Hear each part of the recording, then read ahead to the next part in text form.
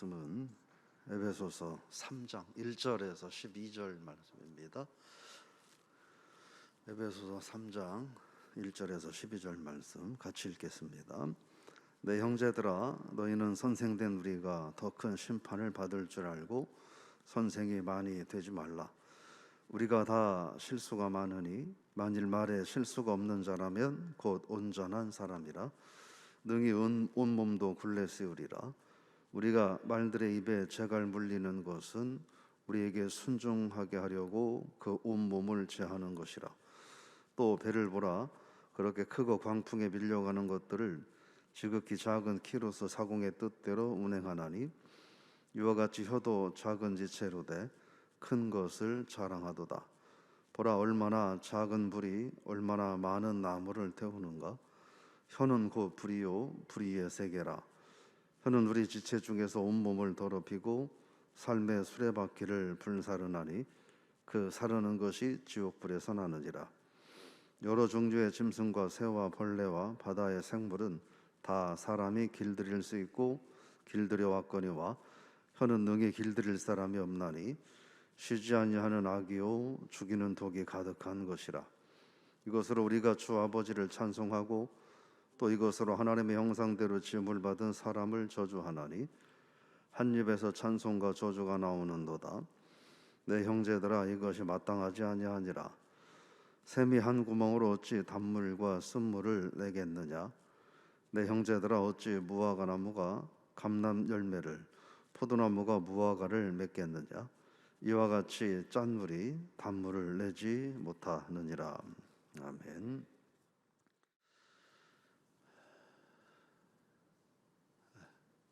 제가 오늘 이렇게 새벽 예배 같이 성전에서 기도하는 분들을 이렇게 생각을 해보니까 다 코로나 때문에 고생하신 분들이네요. 어떤 우리 권사님들, 집사님들 건강 잘 챙기시고 또 평안하실 수 있기를 바랍니다. 그래서 제가 오늘 잠깐 생각이 들더라고요. 그래도 감사하다.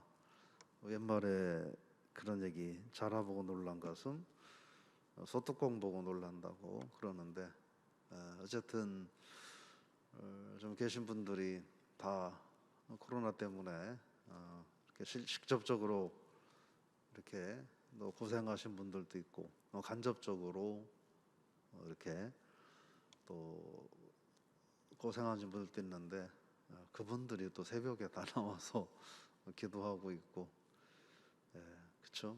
여러 가지 그냥 오늘 이 모습을 보면서 이런저런 생각들이 들고 또 그 가운데 그냥 또 하나님이 주시는 또 다른 은혜가 있네요.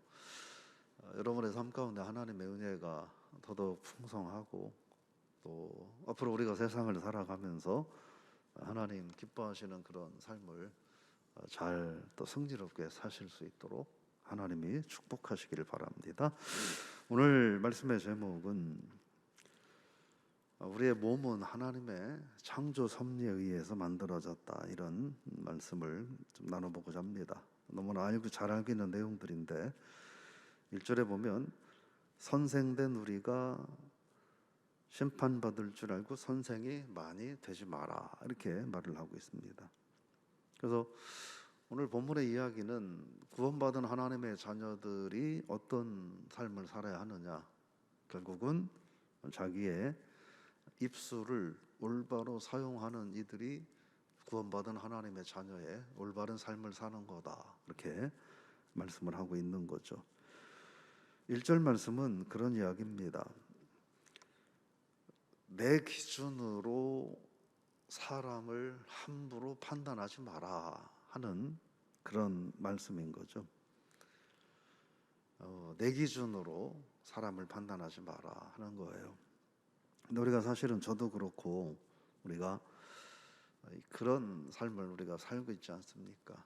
내 기준으로 사람을 보고 상황이나 사람을 판단하려고 합니다. 그래서 선생된 우리가라고 하는 건 앞에 있는 선생은 말 그대로 우리가 생각하는 그런 의미의 선생이에요. 근데 뒤에서 말하는 선생이 많이 되지 말라라고 하는 말의 의미는 앞에 있는 선생과 다른 의미예요. 앞에 있는 선생은 우리가 학교에서 말하는 뭐 예를 들어 애들을 가르치는 선생님, 뭐 교회학교 애들을 가르치는 교회학교 교사 선생님, 뭐 이런 선생님인데, 뒤에 있는 선생이라고 하는 말은 무슨 말이냐면 뭐 저거예요. 자기 기준으로 쉽게 함부로 사람을 판단하는 사람이라는 뜻입니다. 그래서 오늘 말씀을 좀 우리가 생각해 볼 필요가 있습니다. 되지 말라, 선생이 많이 되지 말라라는 이야기는 자기 기준으로 함부로 말하고 사람을 판단하고 정죄하는 일을 멈춰라, 그런 뜻입니다. 그런 의미죠. 그러면서 2절에 보면 우리가 다 실수가 많다. 여기서 말하는 실수는 뭐냐면 하나님의 말씀대로 우리가 다 살지 못한다, 이런 뜻입니다.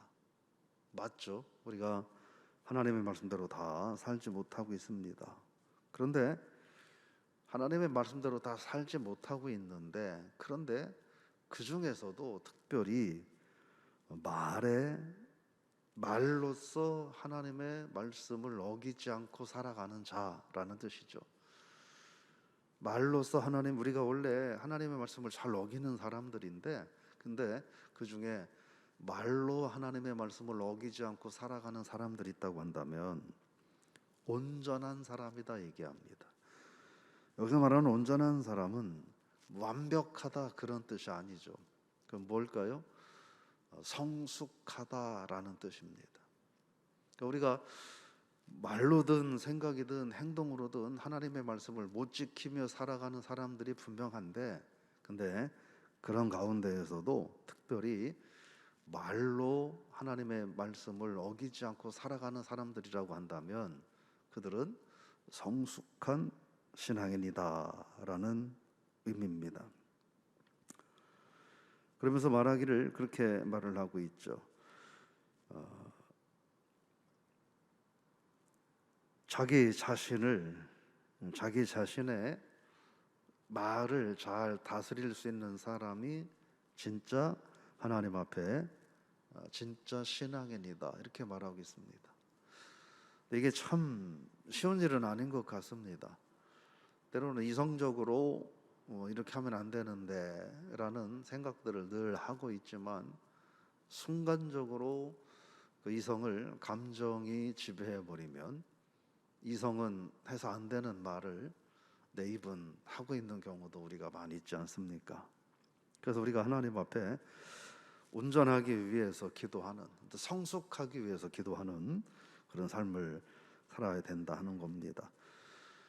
그래서 몇 가지 예를 들고 있습니다. 말에 재갈을 물리고 또 배에 키를 말을 하는 거죠.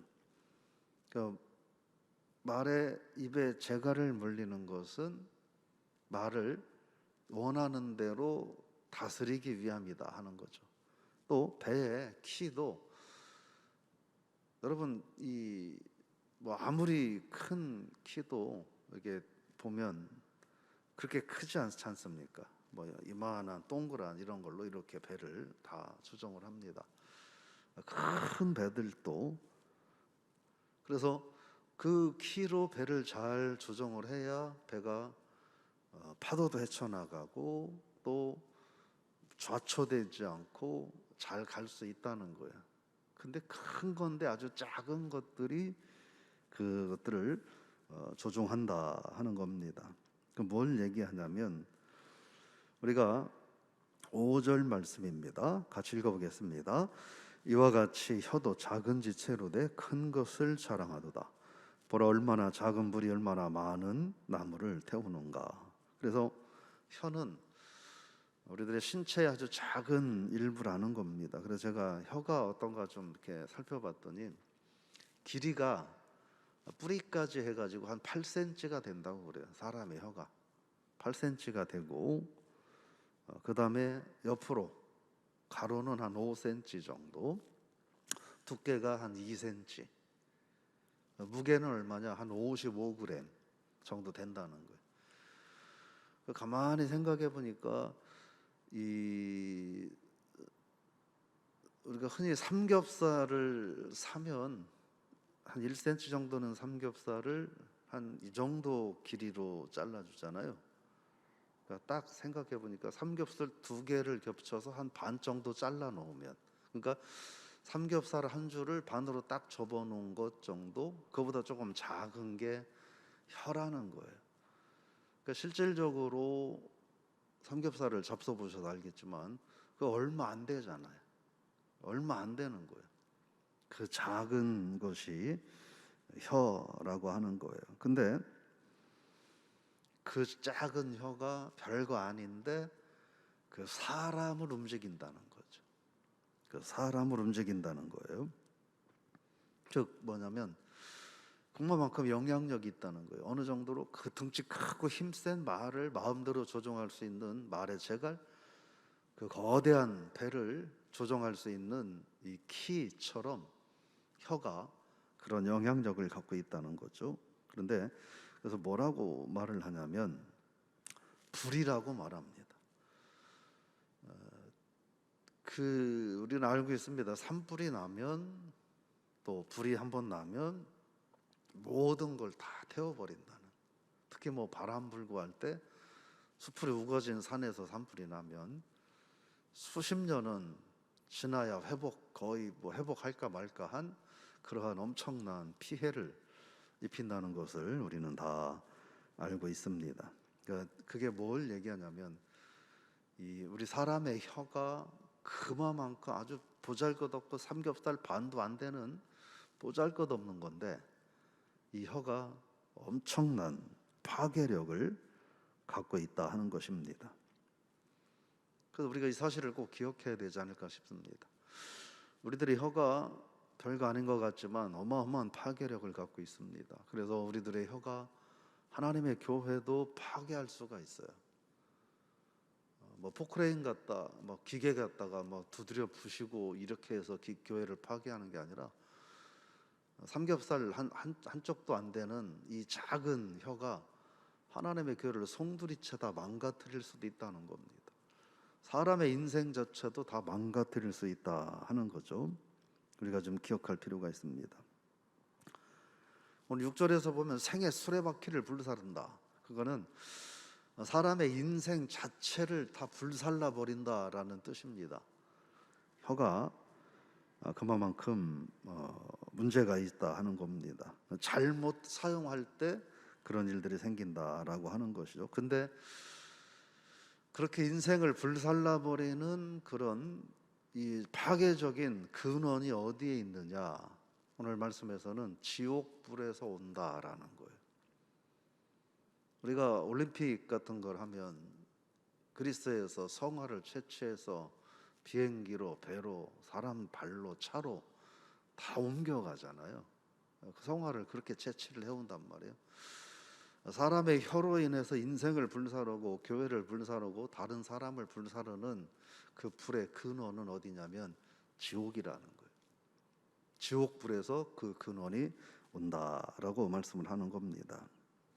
그러면서 7절에서 사람이 세상에서 길들이지 못하는 게 없다는 거예요. 다 길들인다는, 하다못해 벌레도 길들이는데 사람들이 가장 길들이지 못한 것이 혀다라고 하는 거예요.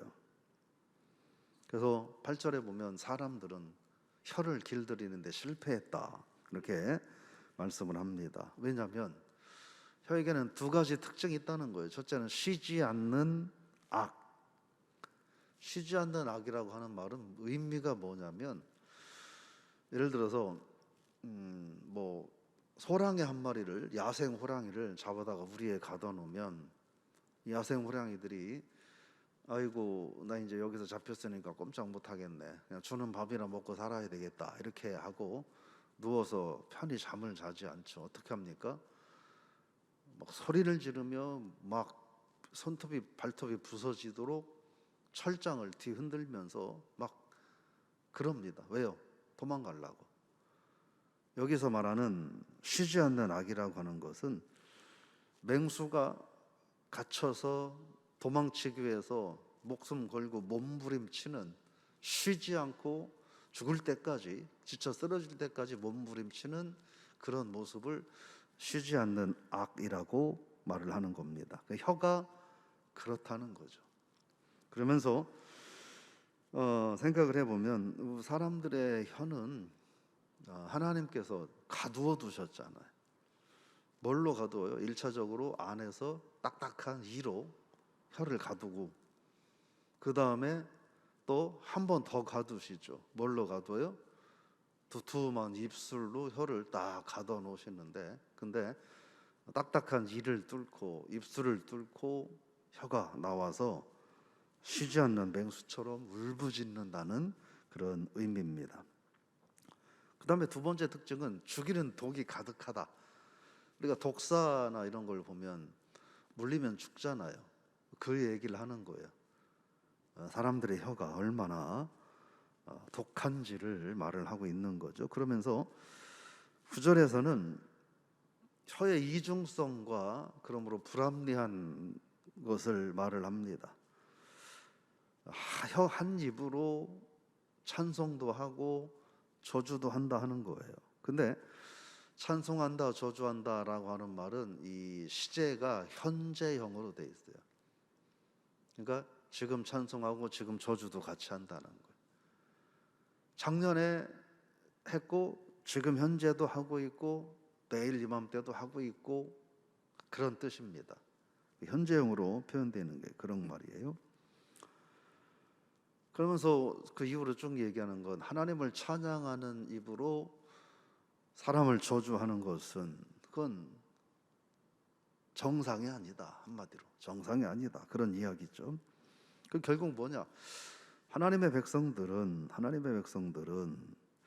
오늘 11절 말씀에 보면 10절에서는 마땅하지 않다, 정상적이지 못하다 이야기를 하고, 11절에서는 샘이 어떻게 동시에 단물과 쓴물을 낼 수 있느냐, 안 된다는 거예요. 그러면서 무화과 나무는 무화과를 맺고 감람나무는 감람 열매를 맺고 포도는 포도를 맺는 것이, 그게 하나님의 창조섭니다. 즉 사람이 하나님을 지으신 것은 하나님의 거룩함을 찬양하고 영광을 돌리도록 하기 위하여 하나님을 찬양하고 이 땅에서 하나님 기뻐하는 삶을 살고, 또 하나님을 영원히 찬양하라고 우리 인간의 몸을 만드시고 그 가운데 특별히 혀를 만드셨다. 즉 그러므로 혀는 하나님이 최초에 우리를 만드신 그 목적, 하나님이 우리의 혀를 허락해 주신 용도대로 사용해야 된다 하는 겁니다. 그 말씀을 하고 있는 거죠. 여러분, 우리가 분명한 것은 세상을 살면서 내 기준으로 사람을 판단할 수밖에 없습니다. 우리는 그런 연약함을 갖고 있어요. 그래서 내 기준이 내가 생각할 때는 무조건 옳지만 다른 사람이 생각할 때는 무조건 틀릴 수 있는 거예요. 그러므로 내 기준을 가지고 나를 판단하는 건 괜찮을 수 있어요. 그죠? 내 기준을 가지고 내 스스로 나를 판단하는 건 괜찮을 수 있으나, 그러나 내 기준을 가지고 다른 사람을 함부로 판단하고 그것을 우리들의 입을 열어서 표현하는 것은 적절하지 못하다. 그건 해서는 안 될 일들이다 하는 것 우리가 기억하고, 우리들의 입술을 잘 다스리는, 애굽을 나온 백성들이 광야에서 우상을 만드는 잘못도 많이 범했지만, 그런데 실질적으로 이스라엘 백성들이 실질적으로 더 많이 범한 건 요 입이에요. 그죠? 입으로 아유 하나님 못 믿겠네, 모세 너 나쁜 놈이구나, 우리 모세를 죽이고 애굽으로 돌아가자, 뭐 하나님 우리를 정말 살리려고 여기를 끌어낸 거냐, 죽이려고 한 거 아니냐. 실질적으로 범한 그런 모든 죄의 근본은 이 말에 있더라는 거예요. 그래서 우리가 하나님 앞에서 우리들의 입을 잘 다스릴 수 있는 게 정말 우리가 온전한 성숙한 신앙인이 되는 거다 하는 말씀을 생각하면서, 우리들의 입술은 아까 부르신 찬양처럼 나의 입술의 모든 말과 나의 마음의 묵상이 주님께 다 상달되길 원한다. 우리가 그 찬양을 우리가 생각하면서 오늘 하루 우리가 하는 모든 말들, 우리가 선한 말을 하든 죄된 말을 하든 그 모든 말들이 다 하나님 앞에 상달된다는 것, 그리고 우리가 민수기 14장을 통해서 알 수 있는 것은 하나님은 뭐라고요? 너희들이 말이 내 귀에 들린 대로 내가 그대로 갚아주겠다 라는 말씀을 우리가 기억하고, 그러므로 우리들의 입은 하나님을 찬양하고 또 하나님의 영광을 드러내고 연약하고 힘겨운 이들을 위로하고 격려하고 소망을 주고 축복하라고 우리에게 혀를 주셨다는 사실을 기억하고, 우리가 그 하나님의 최초의 목적대로 하루를 살아가는 저 여러분이 될 수 있기를 부탁을 드립니다. 그래서 잘 사용하면 하나님의 영광이고, 잘못 사용하면 또 악한 지옥불의 근원도 될 수 있다. 양날의 검 같은 거죠. 그래서 할 수만 있으면 저와 여러분들이 우리들의 입술을 통해서 하나님의 영광을 드러내며 살아가는 그런 하루가 되시기를 바라고, 다시 한번 내 기준으로 남을 함부로 판단하지 말라라는 거 우리가 기억하면서 오늘 하루 우리들의 한마디 한마디가 가치 있고 무게 있고 소중함을 기억하고, 기왕이면 하나님 기뻐하는 우리들의 입술이 될 수 있기를, 그런 하루의 삶이 될 수 있기를 주 이름으로 부탁을 드리며 축복합니다. 우리를 만드신 하나님, 우리를 통해서 온전히 영광만 받으시기를 원하시는 하나님, 그렇게 마음껏 하나님을 영화롭게 하고 또 주변에 하나님 만드신 많은 지체들을 위로하고 격려하고 축복하라고 우리에게 혀를 허락해 주신 하나님, 우리가 그 하나님의 창조 목적대로 살아가고 쓰임받는 신앙인이 되어서 정말 성숙한 신앙인으로 하루를 살게 하여 주옵소서. 우리 교회가 그런 교회, 우리 교회 모든 성도들이 그런 신앙인들이 되게 하여 주옵소서.